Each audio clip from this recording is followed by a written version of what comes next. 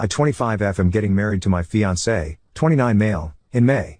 When we first got together he told me that he was married from 20 to 22 years old to his high school sweetheart. We met when he was 25, but she passed of sepsis from a botched surgery. He didn't cope well and stayed in contact with her family, namely father and two sisters, 19 and 24. It was a soft spot for me for a while at the beginning because there was so much history they had that we would not have, and it was tough knowing that she was all around him. I never told him and decided to work through it on my own, especially with the fact that he would often spend time with her family during our relationship. Her birthday, their anniversary and anniversary of her death, he'd spend the day with her family. It was uncomfortable at first knowing the man I loved was reminiscing about love he had with someone else, but I kept trying to see it from his perspective, and the last couple years I am completely secure in our relationship and it doesn't bother me much anymore. Well, he proposed this time last year and I was over the moon. I love this man with all my heart, but I recently learned that he never told them that we got engaged. I've been trying local coffee shops the past few months rather than my usual run and tried a new one. His LW's sister worked there, and other than being awkward, she did a double take of my engagement ring and looked really unhappy. I didn't mention it and left. My fiancé told me that she kept messaging him on social media about it, and I wasn't happy that he kept it a secret. He apologized and was very depleted by it all. He said that he didn't want to hide me, but he didn't want to hurt them either, and that both of us were a huge part of his life. I understand that and let him off the hook slightly, just told him to be upfront with them from now on. That was the tea, at least I thought so. A week ago, on Sunday, I got a message from the 24 years old asking if I was happy with myself, that I would never replace his LW, and that if she was still alive he'd chose her over me every time. She even said that he only kept me around for me money and something to stick his D/CKN.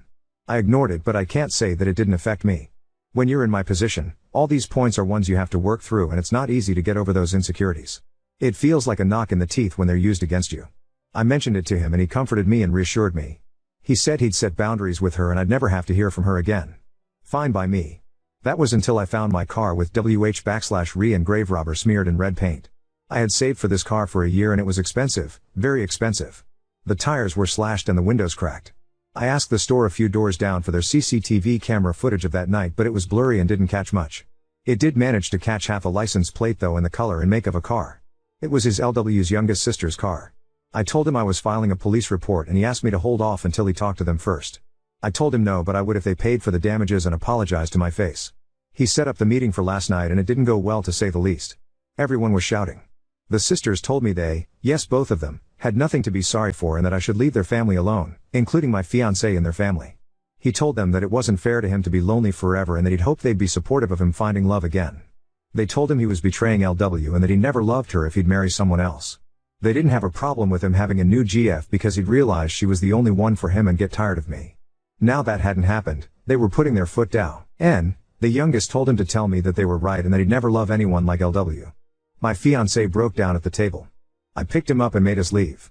I told them I'd be filing a report and suing for damages, and the next time they saw us would be in court. When we got back and calmed down, I gave him an ultimatum.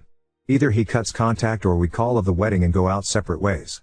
I wasn't going to live my life with this harassment and someday subject my children to their bullying. He said they would never bully a child, but I shot him down and said he didn't expect any of this either. He called their father, who was fairly chill about it all but still defending his daughters. They say I shouldn't control him and that I'm horrible for cutting them off. I don't know what to do. I can't live like this, and I don't think I should have to just because we're getting married. Mini update. Hey everyone, just a mini update to clear some things up before I have a discussion with my fiancé either later today or tomorrow about my ultimatum. I didn't sleep at all yesterday or the night before, for obvious reasons. There's a ding on my phone at least once an hour from them saying one thing or another, mainly the 19-yo, and I don't know what they've told people, but I've got a message from one of their uncles and grandparents calling me horrible stuff too. So obviously they've been spreading what's happened this week and twisting it. I haven't blocked them because I want to gain as much evidence as I can for the inevitable case.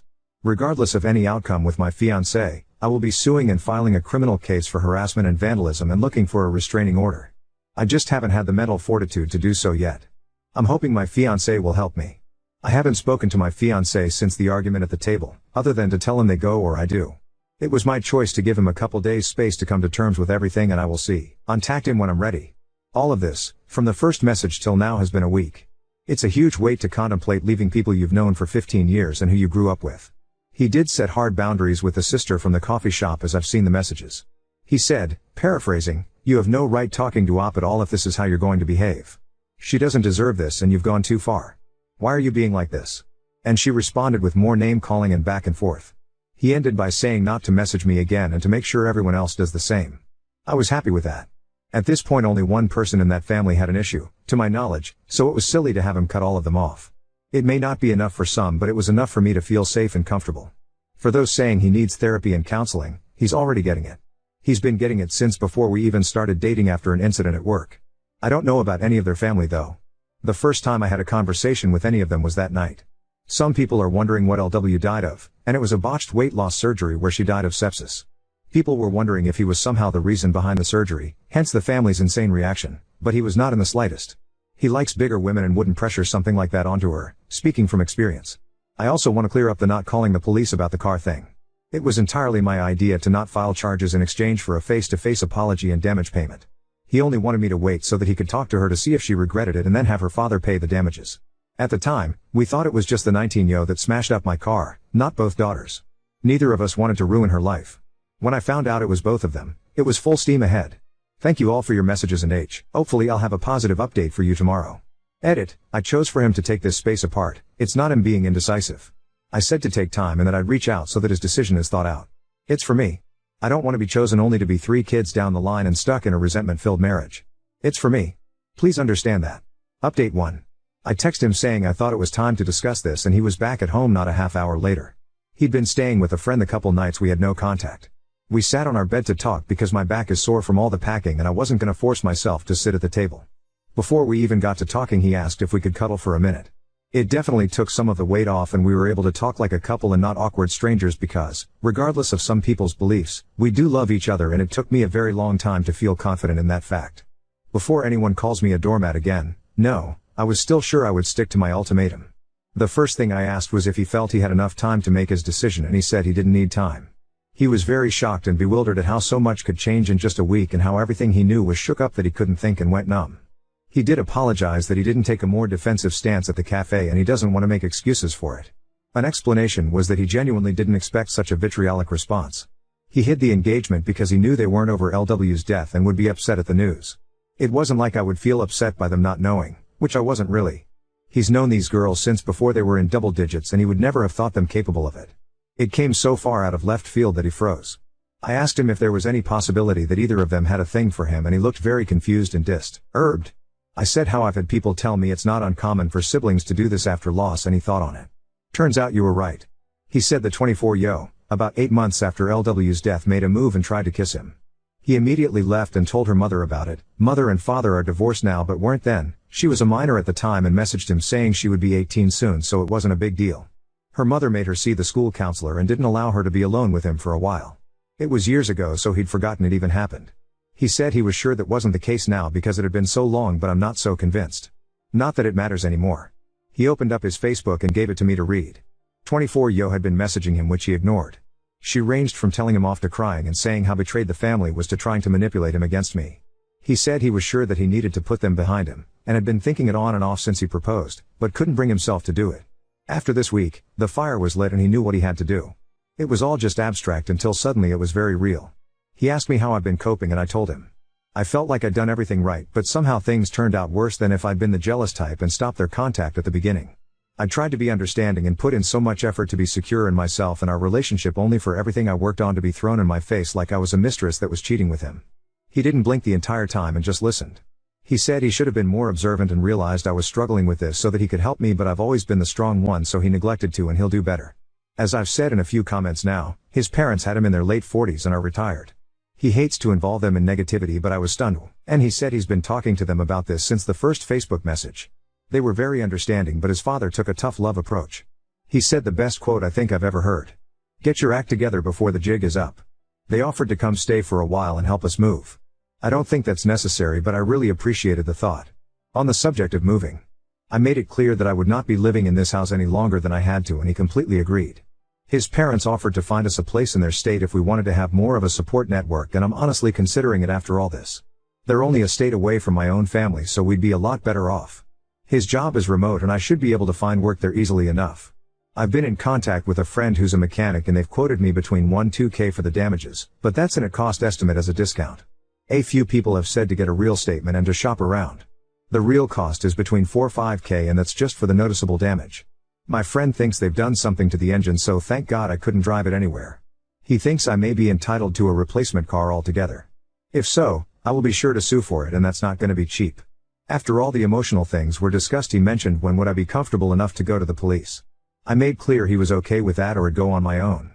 He said, the surest I've ever seen him, that this is what needed to be done and he wasn't going to let them continue. He'd done enough to try and shield them, but he wasn't going to let it come at my expense.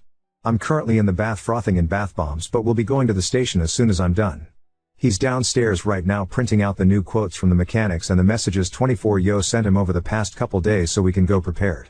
People have said that nothing will come of it, and you may be right. But I have to try. Hoping my local police don't have anything better to do. It's a small town. To finish, I made a point of asking again if he would cut them off where I had to go. He didn't miss a beat and said that they're no longer going to be a part of his life, even if I decided to leave. He did ask for one last meeting to say goodbye to her parents and to put a close on that part of his life, and to explain to the girls that this is not my fault but his decision after seeing how cruel they were capable of being. After that, we would block them on everything and move forward. I was completely fine with that. So, there we have it. Writing all this out and being able to talk to people about everything has been both helpful and a good distraction from the dumpster fire that was my life, and everything worked out as well as I could have hoped. Update 2. So we drove down to the police station with our block of paperwork and had a couple hours talk. They were so sweet about everything. As some of you expected, they did say I should have come earlier, but they didn't really care because it was only a few days. They said that it often takes people about this amount of time to actually file charges if they weren't an immediate threat or danger, so unless someone was about to throw punches, I handed them everything and it looks like I've got plenty of evidence. They'll be contacting my insurance on my behalf to get the ball rolling and so they can come to do a check of my car themselves. And then they can open a claim with me if I want. They're not filing a claim, they're just notifying about the criminal damages. I've filed criminal charges for harassment and vandalism and they'll notify me with more details about my restraining order this week. My fiancé told the police that he was planning on meeting with LW's family and asked if that would contradict my case, and they said no. We're not married at the time of filing, so legally we're two separate entities in the case. Or something. So, my car is totaled. My mechanic friend, I'm gonna call him Tom because I can't keep saying my mechanic friend. So Tom and his partner at the shop did a full check on my car and this is the damage they found. Shattered windshield, 4/tires, 2 broken windows, paint, obvious, I think, unknown substance in the engine oil, battered bodywork. They said with this amount of damage, I should just go for a new car, so that's what I'll be doing. If anyone is curious, it was a Volvo. I'd always wanted one and managed to buy one new 2 years ago. Either they get me a new car if they'd be set back about $60K. Either way I'll be alright. The amount classifies the vandalism as a felony, so they could be looking at jail time too. My fiancé met with the family on Saturday and Tom sat by the window. I currently live in a one-party state, so as long as my fiancé consents, the recording can be used in my case. While it may not be as drama-filled as some of you may want, it was still pretty stressful to see. They met at the same cafe that we did before and Tom sat a few tables away. Fiancé arrived after their father and before them. For the best, because they managed to have a calm conversation for once. Fiancé told him how he was feeling and Phil was very understanding but still trying to minimize. He was saying things like, you know, they miss LW and they'll come around and just need time to come to terms with you moving on. He kept trying to initiate paying for the damages, but fiancé wouldn't talk about it until the sisters arrived. It was like butter wouldn't melt with the 24Yo, but 19 came in like the Tasmanian devil. My fiancé didn't acknowledge anyone until it had all settled down, where then he said this would be his last meeting with all of them and they'd be going their separate ways. He turned to the girls and said that he would miss who he thought they were, but the way they could treat people horrified him, especially me. He said that this was all him and they needed to accept that I was not to blame. He even said that it was me who offered the apology in exchange for not filing charges. The 19Yo then interrupted asking what charges and that no one was going to charge them for barely touching a car.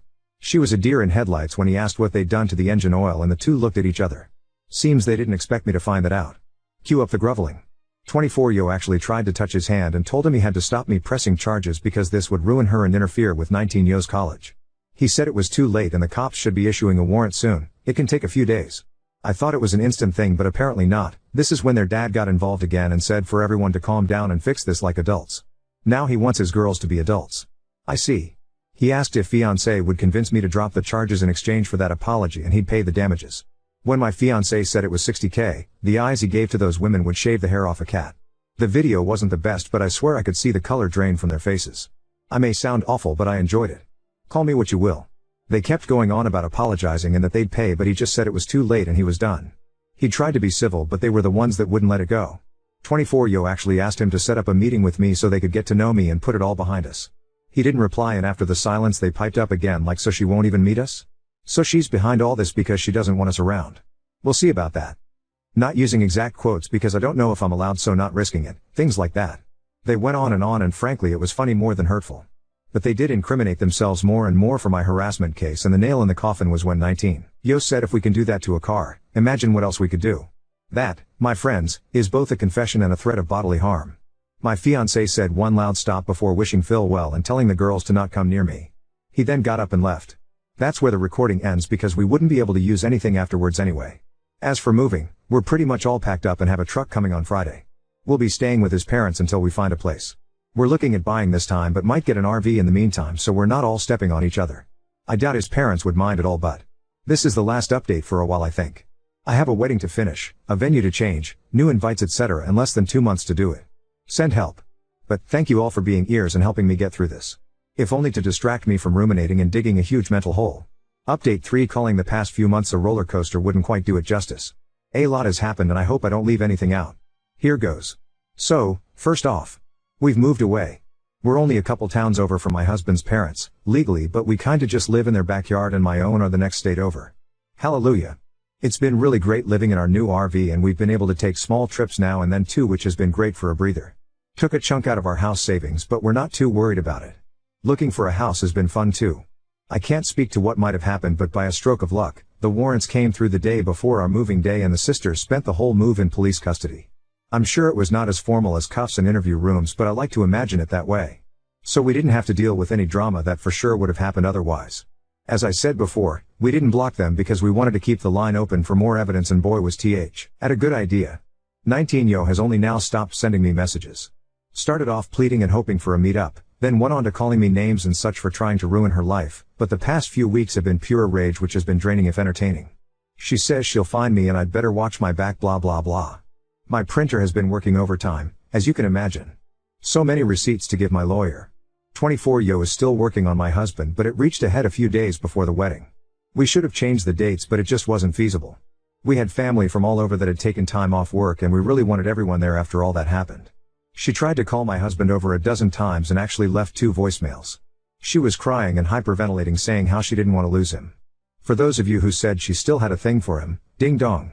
My husband listened to the voicemails with me and she just rambled. It was actually quite sad. She said that she always thought they would be together because they've been through so much together and it felt right. She blamed him for leading her on and making her fall for him only to choose someone else that he hardly knew. She even said she felt replaced, which made me uncomfortable. All of this all the while degrading him for betraying his LW by moving on at all. I genuinely do not understand her logic. As for my car, we found out what the unknown substance was. It was antifreeze. The entire engine was written off and, with everything else, my insurance launched a case against them for the cost of a new car. I was expecting $60K or so but Tom, my mechanic friend, said to ask for more based on current market value and such. They came back with a new offer of $75K. It took over a month for the money to hit my account but I got it. As for the case, I'm no longer going after them for the repayment, my insurance is, so that's one less thing I have to worry Abu. As far as I know, their father is paying for their legal fees but I doubt he'll pay back the insurance company for them. There is still a case against them for harassment and threatening behavior and I'm suing for the money it took to move away and emotional distress. My lawyer says they'll be liable and it's looking like they want to settle. I don't feel great about going for emotional distress but after everything they have done, it sure was emotionally distressing. The courts are moving slowly so I don't have anything new on the criminal case yet, other than that they are going to plead guilty. Shouldn't be long now and it's looking like they're getting probation and mandatory anger management. Not a stint in jail but oh well. At least they'll both have a record. My husband was down for a while since we left but he hasn't wavered in supporting me. He's getting back to his old self now that he's settling in at work here and he's enjoying being closer to his parents. It's been great for our relationship too because we all get on so well. As of the 21st, I'm a married woman. It was very hectic and stressful to change basically our entire wedding in 2 months but we did it and our guests were so understanding. We had to settle for a few things like our cake and catering, but everything else worked out amazingly. Now, we couldn't imagine it any other way. It happened as it was supposed to. All in all, things are going well and thanks everyone who got invested.